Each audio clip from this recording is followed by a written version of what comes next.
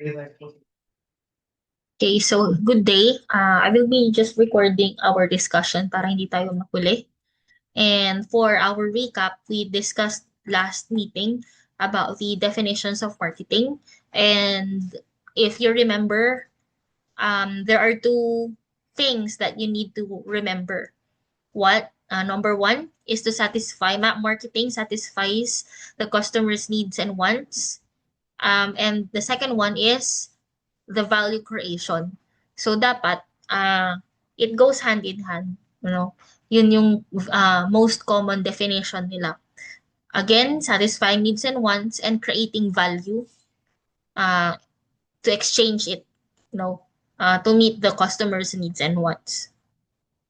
So we are already done with the marketing process. We have the understanding the customer's needs and wants, design customer value-driven marketing strategy, the optimum value proposition, and then you need to construct an integrated marketing program that delivers superior value, and then you engage by creating a long-term relationship, and then you need to reap the rewards.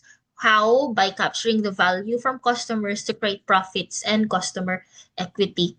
So, merong balik. Dapat merong balik. Yun yung importanteng i-consider, no?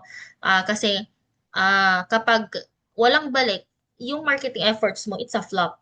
Hindi siya successful. Okay, so we now move on to the customer needs, wants, and demands.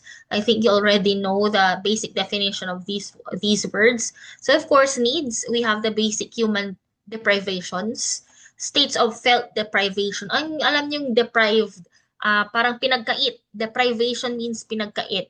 So this includes physical needs for food, clothing, warmth, and safety. Balikan ninyo si Maslow's hierarchy of needs. Yun yung needs talaga. Yung mga baitang na iyon. So we have, syempre ang pinakaano is yung basic needs, food, shelter, water, clean air, and then second yung security, and then social, and then ano yon yung social needs, yung need to belong, and then yung self-esteem, and then actualization, kung tama ang pagkaka-remember ko, no? So yun yung tandaan ninyo. Balikan nyo si Maslow's hierarchy of needs. Pag sinabi mong wants, it's the form human needs to take us that they are shaped by culture and individual personality. Balikan natin si needs. So needs, sabi, for example, gutom tayo, so kailangan natin ng pagkain. Kahit Skyflakes man yan, na merienda, mapupunan niya yung need ng na hunger na food. Pag sinabi mong wants, ito na yung sinishape ng culture and individual personality. Let's say, for example, gutom ka and meron kang Skyflakes, pero nagki-crave ka ng Jollibee. That is wants. Okay? An American needs food but wants a Big Mac, fries, and soft drinks. However, a person in the Philippines needs food but wants sizzling sisig, lechon belly, and Jollibee. So again, diverse ang culture. Malamang yung preference ng isang Amerikano din, yung want ng isang American ay iba sa wants ng isang Filipino. At ganun din sa ibang nationalities. And then wants are shaped by one society and are described in terms of objects that will satisfy those needs. Again, yung wants, it is being shaped by culture and society. Okay? Yung sa need, ito yung pinaka-basic. Needs for knowledge, self-expression, the way, something, that could, uh, that you could not live without. Yan yung need. Okay? And yun nga, yung innate din na need, for example, just like this one, need for knowledge, and that's why we tend to study because we are, we want to, we wanted to improve ourselves, and that's a need. And of course, our need to express ourselves as well. Ito sa wants, again, shaped by culture and what society. When you say demands, human wants that are backed up by buying power. Pag sinabi mong buying power, may kakayahan kang bumili. For example, kung mayaman ka, if you can afford a higher, if you can afford to eat in Gordon Ramsay's restaurant, then you have the buying power. You demand for it. Okay? So, nakadepende sa buying power. Nakadepende sa kakayanan mong bumili. So, again, human wants that are backed by buying power. Given their wants and resources, people demand products and services with benefits that add up to the most value and satisfaction. Companies go to great lengths to learn about and understand customer needs, wants, and demands. They conduct consumer research, just like we have mentioned during our last meeting, analyze mountains of consumer data, and observe customers as they shop and interact offline and online. People at all levels of the company, including top management, stay close to customers. Because again, you have to identify again what the needs and wants. So how can you identify the needs and wants if you will not do your own research, right? So next one. Let's take a look at this energetic CEO. So this is the Target CEO, Brian Cornell. Cornell likes nosing around stores and getting a real feel for what's going on. Pag sinabi mong nosy, pakialamero, parang ganon. Parang chismoso, parang ganon. But in a good way dito kay Cornell. So Cornell likes nosing around stores and getting a real feel for what's going on. It gives him great, genuine feedback. Pag tinatanong niya syempre yung mga customers na hindi nila alam na siyang CEO, mas legit yung response ng mga customers. He and other Target executives even visit customers in their homes, opening closet doors and poking around cupboards to understand their product choices and buying habits. So, oo nga naman, how will they really understand or know what would be the preferences of their target market kung hindi sila mismo yung makakaalam. So siya mismo, very hands-on si CEO Brian Cornell. Sabi nga, nag-house to house pa daw siya para makita yung mga gamit ng mga households doon sa kanila. Ayan. Similarly, Boston Market, rotisserie chicken. Boston Market ay isang brand ng isang rotisserie chicken. CEO George Michel makes frequent visits to company restaurants, working in the dining room and engaging customers to learn about the good, the bad, and the ugly. Okay, he also states, ano ba yung the good, the bad, and the ugly? Si good, syempre yung maganda. Si bad, yan yung ayaw nila. Si ugly, yung ano lang, yung dito, hindi siya, hindi naman siya bad talaga, pero hindi siya masyadong maganda. Parang ganon. So, he also stays connected by reading customer messages on the Boston Market website and has even cold called customers for insights. So again, take a look at the efforts of the CEOs, no, Brian Cornell and George Michel. So there they have a genuine genuine not emotion but not love though. uh ang tawag dito, hala na I forgot. Hala. Basta genuine yung ano, hala, hindi ko masabi sa words ko, oh my God. Oh, anyway, whatever. Basta hindi sila corrupt. Ganon. Genuine yung concern. Ayun, my goodness, what's happening? So they have a genuine concern for their companies for the companies they are working for because they are doing it hands-on. Okay? So there, marketing offerings, product services and experiences. So market offerings, meron pala tayong iba't ibang pwedeng i-offer sa market. Ano-ano yung mga yon? Ito yung products, services, information, experiences, persons, places, organizations, and ideas. Ano-ano yung, syempre, products. Example na dyan, yung cellphones nyo, yung table, ano pa, food, yan. Anything tangible, pag sinabing tangible na hawakan, anything tangible na pwedeng bilhin. Pag services, of course, these are intangible things. You cannot touch them. So example, haircut, or watching a movie sa theaters, or watching or using your subscription sa Netflix. These are services. What else? Your internet connection, your internet data. Those are services. Ba? Again, services are intangible, but it is being consumed by the consumer. Okay. Information. Ito yung knowledge. Binibentahan mo ng knowledge. Okay? Yung bibili. For example, examples would be books. Because textbooks sell information, right? What else? Your information,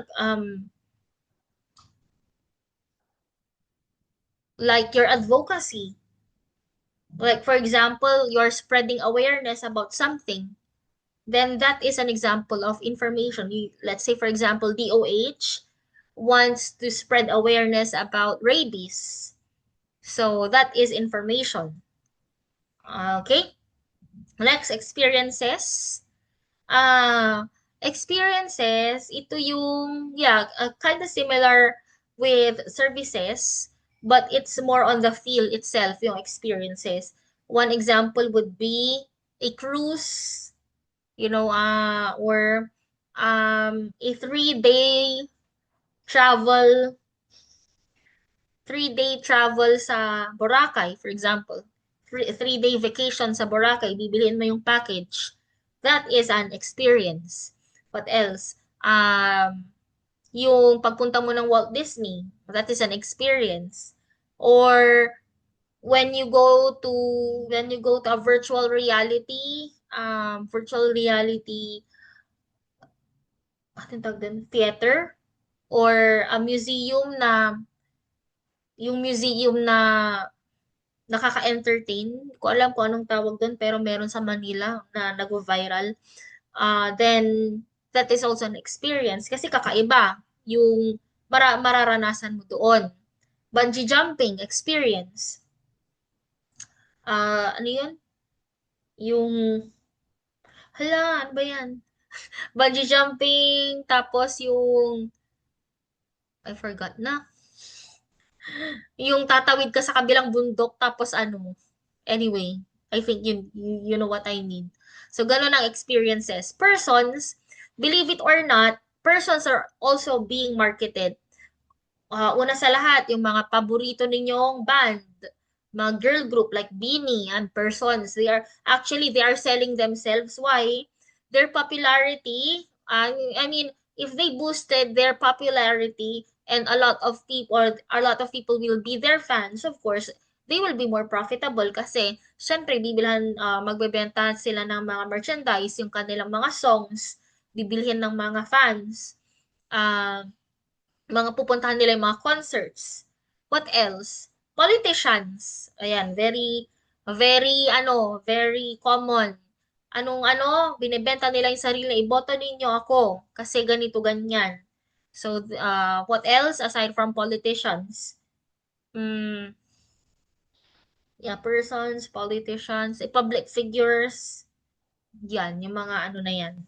Because again, sabi ko sa inyo nung una, marketing is everywhere. Kahit ikaw mismo kapag nag-apply ka ng trabaho, you're already marketing yourself, right? Next one would be places. Examples, of course, would be tourist spots. Baguio City, Boracay, ano pa, places like festivities. Ayan. Yung tourism that is being marketed and that falls under places. Organizations. Um, Organizations. So, ano bang mga sikat ng organizations? Like, let's say there is an organization for marketing.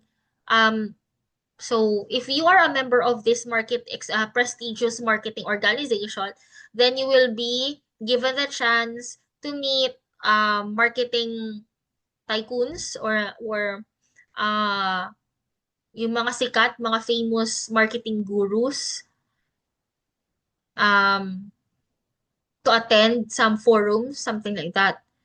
But then, before you can join these organizations, you have to register, and registration fee would be 10,000 pesos. And that's legit, no? So, ganun ang kalakaran ng organization. So, syempre, kikita sila sa membership fees, mga ano pa yung mga monthly dues or annual dues.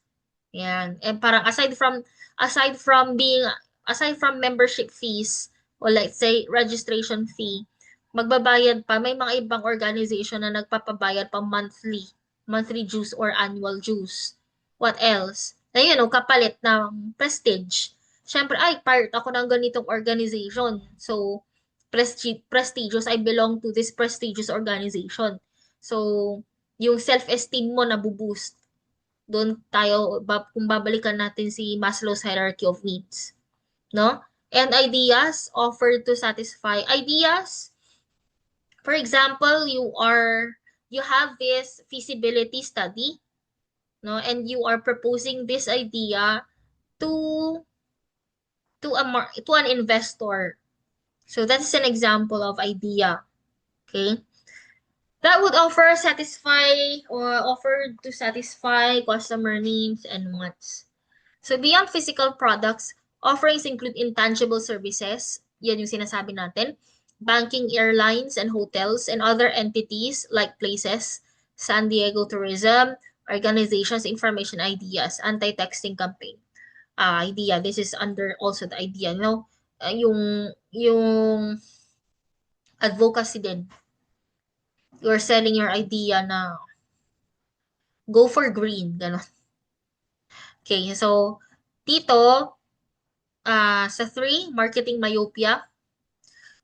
Marketing myopia is a common mistake where sellers focus too much on the specific products rather than the benefits or experiences they provide and the underlying customer needs. So, example ng marketing myopia, I forgot the mismong company, pero sikat na sikat yung train stations noon, nung panahon ng Industrial Revolution. So, sila yung number one company na nagpro-provide ng transpo.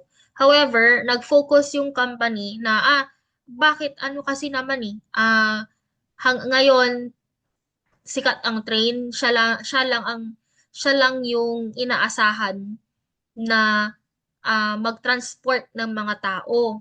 So, naging kampante yung mga may-ari or CEO ng train company na yon. Not until nagkaroon na ng iba't ibang kinds of public transport, no? Na magsasatisfy din ng same need pero ibang product. Yun yung masaklap sa marketing myopia. Parang nagkaroon ng disruption. So, although meron ng mga trains, pero nagkaroon na ng iba't ibang mode of transportation. May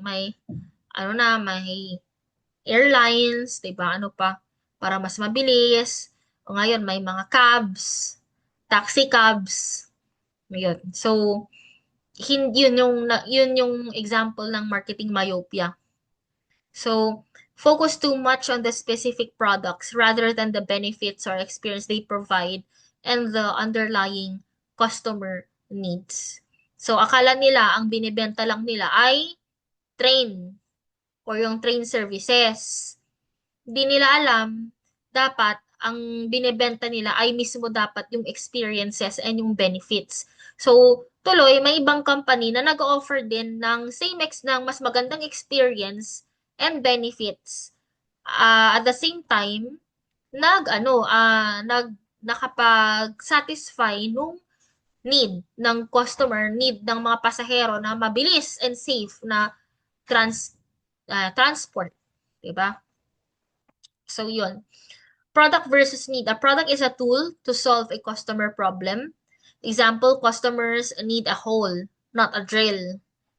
Not a drill bit. Focusing only on the product risks, obsolescence, if a better solution emerges. Ito yung sinasabi ko, di ba? Yung marketing myopia, nag-focus sa product instead sa need.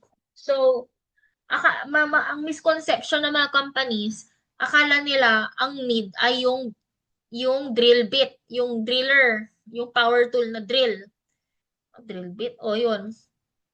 Pero ang totoo naman talaga na need ng isang customer ay butas. So what if nagkaroon ng panibagong power tool na mas mabisa, mas efficient siyang magbutas? E di, wala na si drill bit. Yun, focusing only on the product risks obsolescence if a better solution emerges. Obsolescence, parang obsolete. Ayan. Okay, next one, creating experiences. Smart marketers go beyond product attributes. They orchestrate services and products to create brand to create brand experiences. So Disney World's Wonder, Buffalo Wild Wings sports atmosphere, and American Girls Doll Girl connection. So alam naman natin si Disney World's Wonder, um, when you hindi pa ako nakapunta, pero makikita niyo naman sa TikTok, sumisikat ngayon si Evil Queen na na maraming mga characters doon na mga fairy tale, yung ano na mga Walt Disney movies come to life because meron yung mga actors and actresses na nakikipaghalubilo mismo sa mga bata and sa mga turista na pumupunta doon. So it's a one of a kind experiences. It's not only the rides itself, but also, putting the character to life, putting the characters to life, and create a one of a kind experience with the, tourists. Dito naman tayo sa Buffalo Wild Wings. Wala dito. So, si Buffalo Wild Wings, sports atmosphere, ano kasi siya, anong tawag dito? Isa siyang restaurant na nagsisell ng Buffalo Wings. Pero, ano yung sports atmosphere? Inaalaw nila, parang nagkakaroon ng event na kapag merong laban sa football ata, I don't know kung football or baseball, sama-samang parang pwedeng tumambay doon yung mga kumakain ng buffalo wings habang nanonood ng live telecast nung mga baseball team or football team nila. Okay? American football team nila. So, syempre, yung mga yan, I do not know kung merong pusta-pusta. I do not know. But, there is this experience na kahit hindi mo kilala yung mga nandoon na mga customer, parang magkakasama na kayo na nag-cheer doon sa favorite team ninyo. Medyo ano kasi doon based lang naman sa na napapanood ko sa media, for example, sa Sheldon. Parang young Sheldon. Parang super fan sila ng mga baseball and football. And talagang yung mga lalaki talagang magsha-shot sila, parang gano'n, magsha-shot sila habang nanonood. Parang gano'n ang gustong ibigay na experience ni Buffalo Wild Wings. Dito naman sa American Girl, okay, to put more smiles on the faces of the girls who love their American Girl dolls, the company operates huge American Girl experiential stores, from the word experience, in 20 major cities around the country. Each store carries an amazing selection of dolls, plus every imaginable outfit and accessory. But more than just places to shop, American Girl stores are exciting destinations unto themselves, offering wonderfully engaging experiences for girls, mothers, and grandmothers, and even dads or grandpas. So, nagkakaroon daw ng nag-offer daw sila ng engaging experiences. So, hindi lang nanay, hindi lang sa anak na daughter, pati sa mother, lola, pati tatay and lolo. There's an in-store restaurant where girls, their dolls, and grown-ups can sit down together for brunch, lunch, afternoon tea, or dinner. There's even a doll hair salon where a stylist can give a doll a new hair though. American Girl also offers perfect parties to celebrate a birthday or any day, as well as a full slate of special events, from crafts and activities to excursions. Much more than a store that sells dolls, says the company, it's the place where imaginations can soar. A visit to American Girl creates fun today, memories forever. Wow, ang ganda ng strategy. Ito yung sinasabi nating value. Ano yung optimal value proposition, no? Ano yung kakaiba kay American Girl compared with the other doll companies? So dito, they are more on experiences. Ah, sabi dito, in 20 major cities, meron daw silang branches. And yung anong pwedeng gawin doon, um, they can have tea, afternoon tea, lunch, dinner together with their dolls as a family. And also, meron din pala siyang doll hair salon, di ba? In addition to that, nagki-cater din pala daw sila ng birthdays. Ayan, birthdays with crafts and activities and also excursions. Anong excursions? Parang field trip. Yan. Something where girls can learn more. Much more than a store that sells dolls. Ayan na pala. Fun today, memories forever. So exchanges and relationships. Marketing occurs when people decide to satisfy their needs and wants through exchange relationships. Exchange is the act of obtaining a desired object from someone by offering something in return. Exchange nga. In the broadest sense, the marketer tries to bring about the response to some market offering. The response may be more than simply buying or trading products and services. A political candidate, for instance, wants votes. A church wants membership and participation. An orchestra wants an audience. And a social action group wants idea acceptance. So, again, meron dapat exchange ng value. So, si marketer, ikaw, dapat mag-isip ka ng value na pwedeng i-offer. Sabi ko nga, di ba, kanina, kailangan merong balik. Kasi kung walang balik, naging flop yung marketing efforts mo. Dapat merong kapalit. Marketing consists of actions taken to create, maintain, and grow desirable exchange relationships. Desirable, take note, desirable exchange relationships with target audiences involving a product, service, idea, or other object. And they want to build strong relationships, consistently delivering superior customer value. Markets, the concept of exchange and relationships lead to concept of a market. A market is the set of actual and potential buyers of a product or services. These buyers share a particular need or want that can be satisfied through exchange relationships. So, itong market, it's not about the place where there is an exchange. A market is the set of actual potential buyers of a product or service. Sila yung segment. Sila yung grupo ng buyers, grupo ng taong customers na talagang na actual and potential. Tingnan mo, actual and potential. So, actual taste sila na talagang bumibili ng product, and potential, pwedeng makonvince mo silang bumili ng product. Pero, these buyers share a particular need. Take note, hindi lang basta-basta ha. Hindi lang basta-basta kung sino.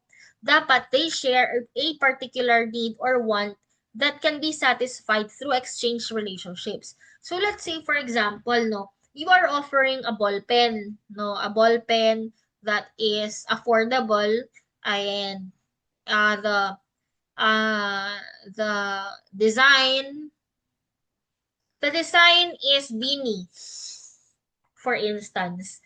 The design is made eh the design is made for beanie fans, yung ball pen na yon. So, meron na siyang segment. Siya yung market, siya yung target market. Sinong target market? Mga beanie fans. Beanie fans, pwedeng estudyante, pwedeng working, as long as isa siyang fan, no? What else? Um, Okay, for example, sa kotse, kunwari, um, meron yung type ng kotse na, let's say, hatchback ba yun? Yung pang maliit lang.